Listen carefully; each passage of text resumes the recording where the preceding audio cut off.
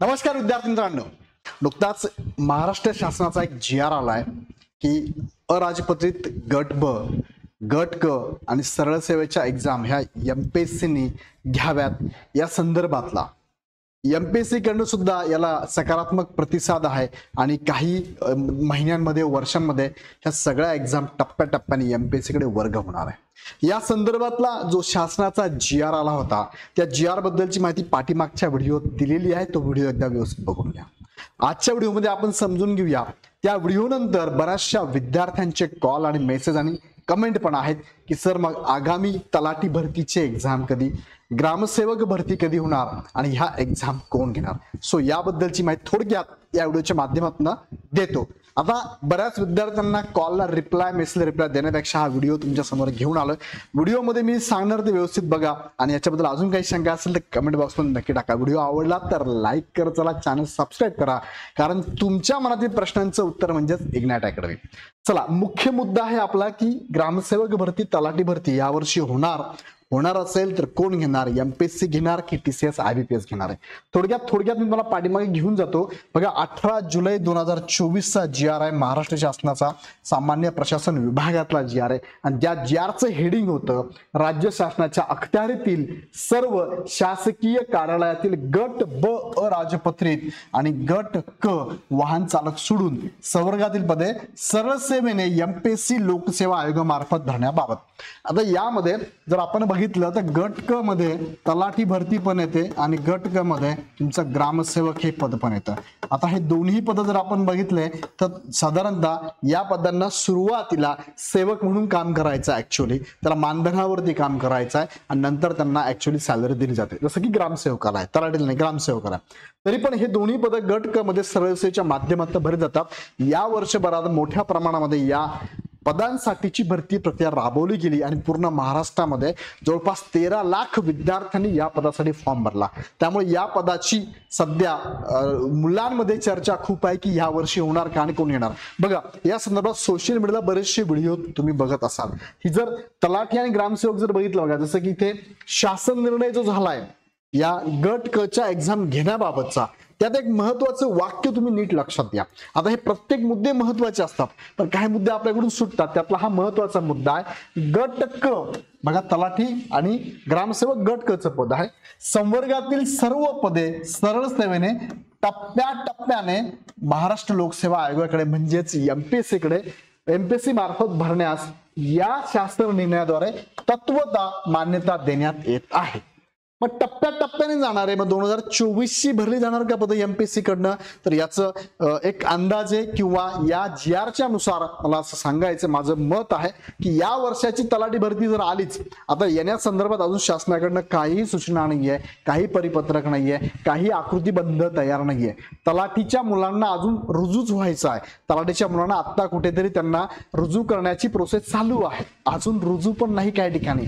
So ते होऊ द्या, अजून तलाठी भरतीच्या आड येणार का याबद्दल शासनाकडनं काही हालचाल नाही। आणि विशेष म्हणजे पुढच्या 41 दिवसामध्ये ऑगस्ट एंड पर्यंत परत एकदा विधानसभेची आचारसंहिता लागू होणार आहे। ती लागू झाली तर या कालावधीमध्ये एक्झाम होणार नाही, डायरेक्ट नोव्हेंबर नंतर तुमच्या किंवा नोव्हेंबर महिन्यात तुमच्या एक्झाम होण्याचे चान्सेस, सप्टेंबर ऑक्टोबर त्यात जाणार आहे। दिवाळीनंतर त्या ऍड येऊ शकतात, पण ही शक्यता मी ओपनली माझ्याकडनं बोलतोय, पण अजून शासनाकडनं याच्या बाबतीत काही हालचाल नाहीये। सो याबाबत मी आत्ताच भाष्य करणं आणि तुम्ही प्रश्न विचारणं योग्य राहणार नाहीये। सो वेळोवेळी तुम्हाला अपडेट जर आलीच माझ्याकडे तर मी तुम्हाला देतो, पण सध्या तरी याबद्दल अजून काही माहिती नाहीये। नोव्हेंबर नंतर आली तर एक्झाम येईल किंवा 2025 मध्ये जाण्याची शक्यता आहे, म्हणजे जानेवारी 2025 पासून पुढच्या ऍड येऊ शकतात, पण सध्या तरी याच्याबद्दल काही नाही। ग्रामसेवक एक्झाम आता झालेल्या आहे, पैसामधल्या आता झाल्या। सो अजून त्याचे रिझल्ट त्यांचे सगळे होणं बाकी आहे। सो हे एक्झामचा आता एवढ्यात तरी काही येणार नाही, हा पहिला मुद्दा। तरी पण अभ्यास करणारे आणि या पदासाठी तयारी करणाऱ्या विद्यार्थ्यांनी अभ्यास चालू ठेवा।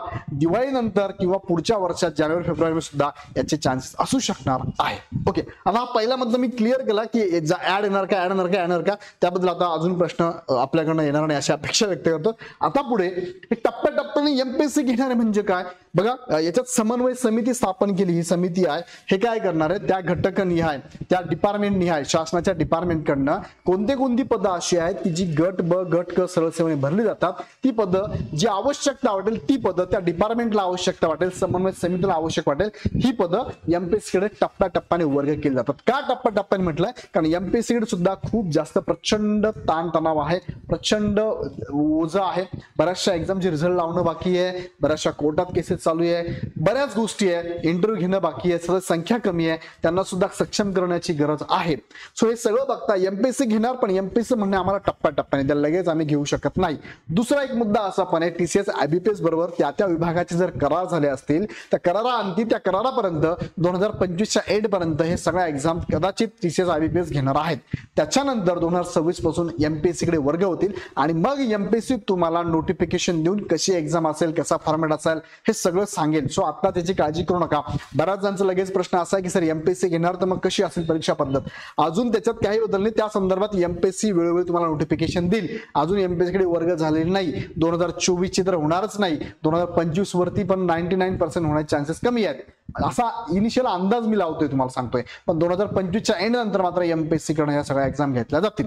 आता याच्यात बऱ्याच जणांचं म्हणे सर आमचं वय संपून जाईल मग एमपीएससी घेईल का, बघा याला आपण काही सांगू शकत नाही. आता शासनाने जीआर मार्फत समिती नेमलेली आहे, डायरेक्ट एमपीएससी वर्ग करा असं म्हटलेलं नाहीये. समिती नेमली आहे, समितीच्या मार्फत हळूहळू त्या डिपार्टमेंटचे एक पद, मग गट ब च असू गट क च असू एक पद एमपीएससी कडे वर्ग केलं जाणार आहे. मग एमपीएससी कडे वर्ग केल्यानंतर एमपीएससी ठरवणार आहे की परीक्षा पद्धत कशी असणार आहे, एक्झाम कधी घ्यायची आहे, शासनाकडनं मागणी पत्र कसं येतंय, याला बरीच वेळ लागेल. सो लक्षात घ्या की एमपीएससी कडे वर्ग होईल पण टप्प्याटप्प्याने ह्या वर्षाची होणार नाही, कदाचित पुढच्या वर्षाची पण होण्याचे चान्सेस कमी आहेत.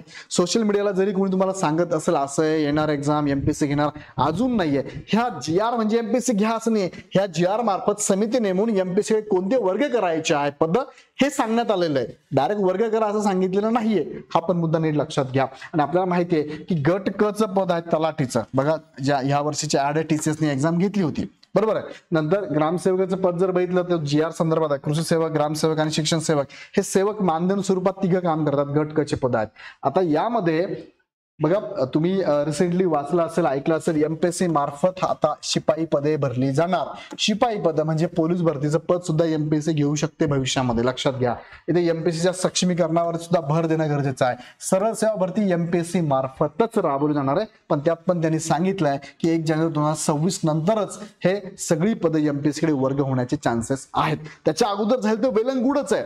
2025 मध्ये काही पदं होऊ शकतात वर्ग, काही पदं झालीच तर चांगलीच गोष्ट आहे, पण ऍक्च्युअली एमपीएससी काम करेल 2026 मध्येच. त्यामुळे हा मुद्दा लक्षात घ्या, कारण 2025 मध्ये सुद्धा बरेचसे एमपीएससी मध्ये बदल घडणार आहे. एमपीएससी एक्झाम डिस्क्रिप्टिव्ह, राज्यसेवा डिस्क्रिप्टिव्ह होणार आहे, सो त्याच्यावर तसाही लोड असणार आहे. सो 2026 पासून मात्र हे कार्यरत प्रॉपर होईल अशी अपेक्षा आहे. अजूनही काही शंका असेल तर मला कमेंटमध्ये कळवा. व्हिडिओ आवडला लाईक करा, चॅनल सबस्क्राईब करा. काही प्रश्न असतील, गव्हर्नमेंटचे काही जीआर तुम्हाला पाहिजे असेल तर हा नंबर तुमच्या समोर 888825 ह्या नंबरला व्हॉट्सअपला मेसेज टाका किंवा डायरेक्ट कॉल करा. तुम्हाला योग्य ती माहिती आमची टीम नक्कीच देईल. माझ्याकडे माहिती पाहिजे तर माझा नंबर तुमच्याकडे आहे, त्या नंबरला नक्की तुम्ही व्हॉट्सअपला मेसेज करा, ती तुम्हाला माहिती देण्याचे नक्कीच मी प्रयत्न करेन. तुर्तास थांबतो. अजून काही प्रश्न असतील कमेंट बॉक्समध्ये नक्की कमेंटमध्ये तुम्ही जाऊन कमेंट टाका. व्हिडिओ आवडला तर ते सुद्धा कमेंटमध्ये कळवा आणि आपल्या बांधवांपर्यंत शेअर करा. तुर्तास थांबतो. धन्यवाद.